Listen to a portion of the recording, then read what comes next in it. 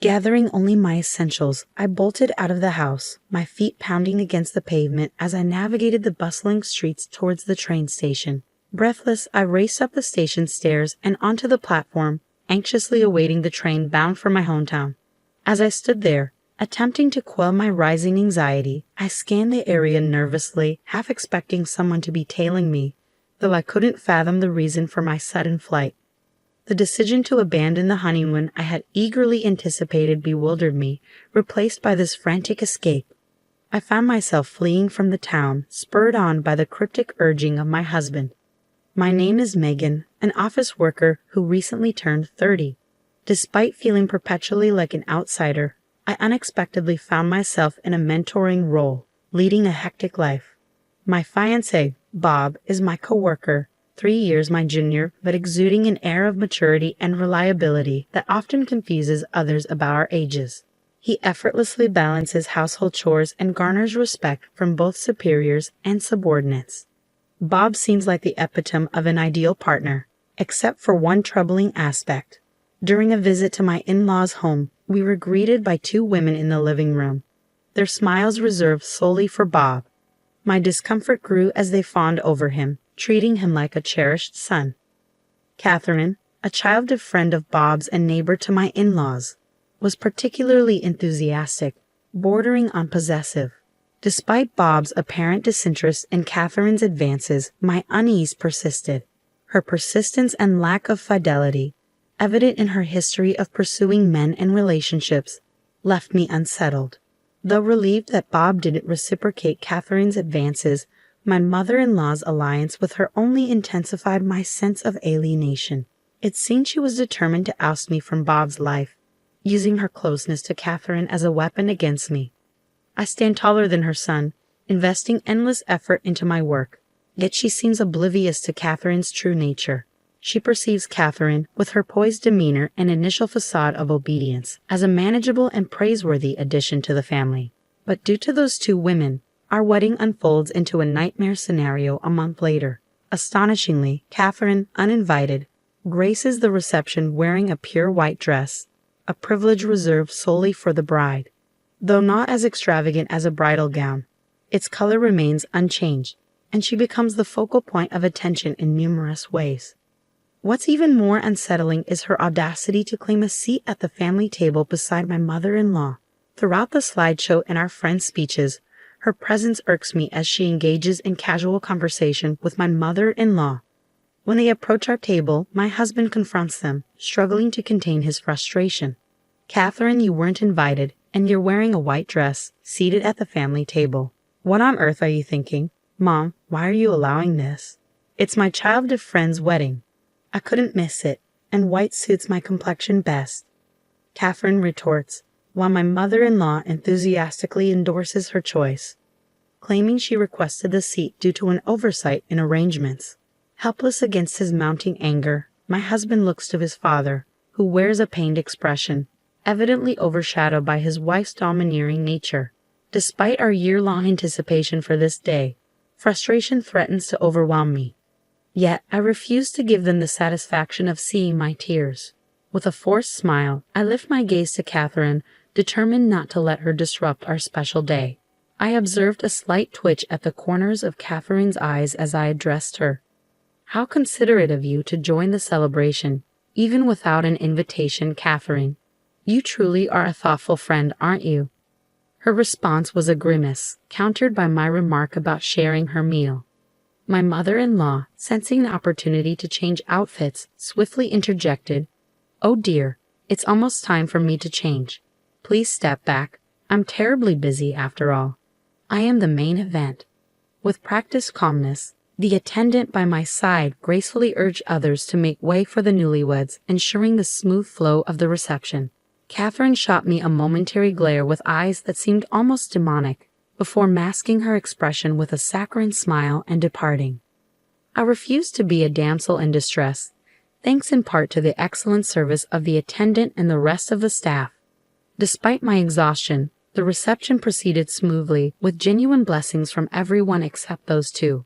Following our wedding, my husband and I decided not to immediately move in together. anticipating job transfers at the end of the fiscal year. We planned to meet for our honeymoon in Italy, departing from our respective homes to enjoy a romantic rendezvous. My excitement for our Italian getaway, my first overseas trip, was palpable. However, on the day of our honeymoon, as I nervously checked and rechecked my suitcase, my husband's frantic call shattered my anticipation. His urgent plea to cancel the honeymoon and return to my parents' home left me stunned and bewildered, with no explanation forthcoming. I stared at the phone, the abrupt disconnection leaving me bewildered. What could be happening? The frantic tone in my husband's voice had shattered my good mood, plunging me into a whirlpool of worry. Could he be involved in some sort of crime? The mere thought sent shivers down my spine. Forcing my trembling legs to move, I made the decision to heed my husband's instructions and return to my parents' home. Naturally, my arrival threw my parents into a panic. Their daughter, supposed to be off on her honeymoon, now stood before them with a pallid face. Witnessing my mother-in-law's disgraceful behavior at our wedding only heightened their concern. Despite my desire to explain the situation, I found myself at a loss. I didn't even know why I was there. Then, a call from an unknown number pierced through the tense atmosphere. Instinctively sensing something amiss, I answered, bracing myself for the worst. It was the police. With a much gentler tone than I anticipated, the officer explained the reason for their call. We received a report about 2 women causing a disturbance at your apartment door. We've taken them into custody. The older woman claims to be your mother. My heart skipped a beat. Me? Involved in a crime? As I listened, I realized I had left the call on speakerphone, and my mother's bewildered shout echoed through the room. Even the police officer on the other end seemed surprised by the unexpected turn of events. I stood there, momentarily dumbfounded, before the realization hit me like a ton of bricks. The older woman the police mentioned, it had to be my mother-in-law, and undoubtedly Catherine was with her. But why were they here on the day of our honeymoon? I had a sinking feeling they were the cause of my husband's panic. Our flight had departed hours ago, yet here we were, robbed of our dream honeymoon in Italy. No Venice, no pizza, no pasta, no tiramisu. All the delights I had been eagerly anticipating. It felt like a cruel joke, one I was not inclined to forgive. Those people are complete strangers, I stated firmly to the police officer, with my mother seated beside me. Suddenly, my mother-in-law's voice pierced through the phone, shrill with indignation. The officer quickly ended the call, thanking me for my cooperation.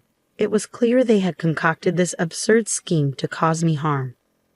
Hours passed, and my husband finally arrived at my parents' house late into the night. As I suspected, it was indeed my mother-in-law and Catherine who had been detained by the police. They had discovered our plans to meet at the airport and hatched a plan to sabotage our honeymoon. Catherine intended to fabricate a story to my husband, claiming I had run off with another man, while my mother-in-law plotted to replace me on our trip. Their short-sightedness was astounding. Did they really believe they could seamlessly take my place at the last minute without consequences? But their sinister plan didn't end there. They had arranged for me to be taken to my mother-in-law's unemployed brother, a man I had never met. My husband's swift action, spurred by a call from his father, thwarted their nefarious plot. He'd arrived just in time to prevent further chaos. After sorting things out with the police, my husband apologized profusely for their actions and our ruined honeymoon. Exhausted from the day's events, he looked worn out, a stark reminder of the lengths he went to protect us from their madness. I couldn't bring myself to blame my husband, but my fury toward my mother-in-law and Catherine knew no bounds. Their actions were unforgivable, and I vowed never to forgive them, no matter what. From that day forward, I shifted from a defensive stance to an offensive one. Firstly, I sought compensation for the damages they had caused to my apartment door, which they had ruthlessly kicked and even battered with a fire extinguisher. The door, a recent high-end replacement, incurred significant repair costs. Additionally, I demanded reimbursement for various fees to the management company and the cancellation fees for our ruined honeymoon. The total sum amounted to nearly $20,000. Naturally, they resisted, attempting to shift the blame onto my husband. "It's Bob who won't admit he loves me." "All I wanted was your happiness, Bob," my mother-in-law retorted. But I remained resolute, threatening legal action if they refused to comply. If we go to court, we'll also expose your attempt to kidnap my wife. The cost claimed will only increase, I warned sternly. The mere mention of the word court sent tremors through my mother-in-law, while Catherine broke into tears. You forgive me, right? I'm your precious girl, aren't I? She pleaded desperately. But my husband's response was clear and cold. I'll never forgive you, he stated firmly, causing Catherine to let out a small shriek. But I love you so much. You love me too, don't you, Bob? She implored. There's no way I could love a woman who casually dates 5 guys at once or goes out with a married man, my husband retorted, stunning both my mother-in-law and Catherine into silence. I stood by my husband's side, reinforcing his stance. You claim to love Bob, but your declarations only surfaced after he and I became engaged. Isn't that right? I confronted Catherine, seeing through her facade. It seems your interest in a man peaks only when he's already committed to someone else. My mother-in-law shot Catherine a piercing glare, evidently striking a nerve. Panic flickered in Catherine's eyes before she pointed an accusatory finger. You're the main culprit. You tried to manipulate me because you didn't approve of your daughter-in-law, she accused, her voice tinged with desperation. The tension escalated as they exchanged heated words, their once amicable facade crumbling before us. It was a stark reminder of the fragility of their supposed friendship. Ultimately, intervention was necessary. Catherine's parents and my father-in-law stepped in, and it was decided to divide the claim amount evenly between both parties. Catherine's parents, oblivious to their daughter's disgraceful behavior, expressed sincere apologies. We enlisted legal aid, filing a restraining order against Catherine and my mother-in-law. Despite my mother-in-law's tearful refusal, their malicious intentions couldn't be overlooked. Though their plan was thwarted, neither received absolution for their actions. Neither my husband nor I harbored any intention of granting forgiveness. 3 years later, as we enjoyed a tranquil life with our newborn child, an unexpected visitor arrived at our doorstep. Dressed immaculately in an expensive suit, the visitor introduced himself as Catherine's fiancé. He mentioned casually visiting Catherine's parents' house, sparking a conversation with one of her former classmates. Wasn't she supposed to steal Bob? The classmate had remarked. For the first time in a while, a shadow passed over my husband's face at the mention of Catherine's name. It seemed the classmate had attended our wedding and witnessed Catherine's disgraceful behavior. Initially, I brushed it off as a joke, but concern for Catherine's well-being gnawed at me. I'm sorry, but I had to investigate, my husband interjected. You and Catherine were childhood friends, but you're not dating now, are you? Of course not. We've never even dated. My husband replied firmly, visibly relieving Catherine's fiancé. However, he added with a hint of apprehension, but she might be dating someone else. The conversation took a sharp turn when my husband recounted Catherine's history of flings, including her infamous appearance at our wedding in a white dress. Catherine's fiancé staggered away, his composure shattered. Subsequent investigations revealed Catherine's extensive history of infidelity, much to the chagrin of her fiancé's prominent family. Her facade of chastity crumbled, leading to the termination of her engagement and legal action against her for damages. Poetic justice, indeed. My mother-in-law, fretting over missing out on meeting her first grandchild, watched from afar as my father-in-law cheerfully delivered baby supplies. It seemed Catherine's downfall had brought unexpected blessings into our lives. But I sent them back without even a glance. Catherine found herself abandoned by her fiancé and drowning in debt, while my mother-in-law yearned to see her beloved son and grandchild. Now, as neighbors, they engage in heated disputes at every encounter, much to the discomfort of those unfortunate enough to witness. Hey, Megan, how about we visit the Miami Seaquarium on the 2nd day and head to Key West on the 3rd? I've heard about the overseas highway, my husband suggested, trying to lift our spirits. That sounds beautiful. I'm also craving seafood at a Cuban restaurant, I replied, envisioning the adventure ahead. And I can't wait to swim with the fishies.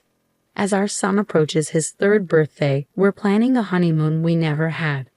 Our destination, Florida. Our main goal, to show our son dolphins, of course, and to indulge in all the culinary delights the Sunshine State has to offer, especially Cuban cuisine. Italy may still be a dream on the horizon, but with my husband by my side, I know we can make it happen. After all, every day feels content and happy with him.